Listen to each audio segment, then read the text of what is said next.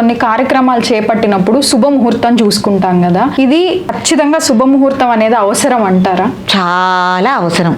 శుభముహూర్తం మళ్ళీ ముహూర్తం పెట్టుకున్న తర్వాత ఒక 5 నిమిషాలు గడిచి ఇప్పుడు 10 గంటల ముహూర్తం ఉన్నారనుకో, ఎవరో అతిథులు రాలేదు, చుట్టాలు రాలేదు, అది రాలేదని లేకపోతే ఇంట్లో తయారీ వెళ్ళటము.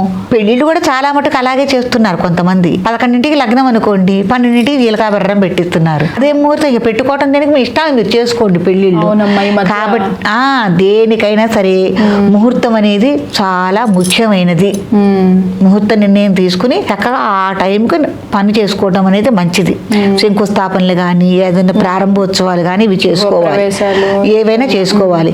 అందుకే చాలా చోట్ల చూడండి ఇల్లు నిర్మాణంలో ఉండి సహంలో అయి ఆగిపోతూ ఉంటాయి. 10 ఏళ్ళైనా 20 ఏళ్ళైనా ఆ ఇళ్ళు అంతే ఉంటాయి.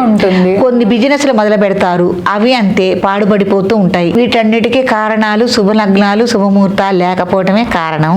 దీనికి తోడు అదృష్టము జాతక ఫలితాలు కూడా ఆధారపడి ఉంటాయి. కాబట్టి కేవలం శుభముహూర్తాల మీద ఆధారపడకుండా మీ జాతకంలో ఏవేవి కలిసి వస్తాయి, ఏం కలిసి రావు, ఇవి కూడా తెలుసుకుని ఏ పనులన్నా చేసుకోవాలి, ముహూర్తాలు పెట్టుకోవాలి. ముహూర్తం అనేది మీ జాతకాన్ని మీ నక్షత్రాన్ని బట్టి పెట్టేది కానీ ఎట్టా పెడితే అట్టా పెట్టే ముహూర్తం మటుకు కాదు.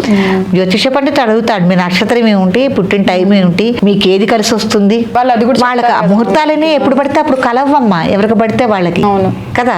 అది ముహూర్తం ఏమంటే తప్పకుండా ఉండి తీరు.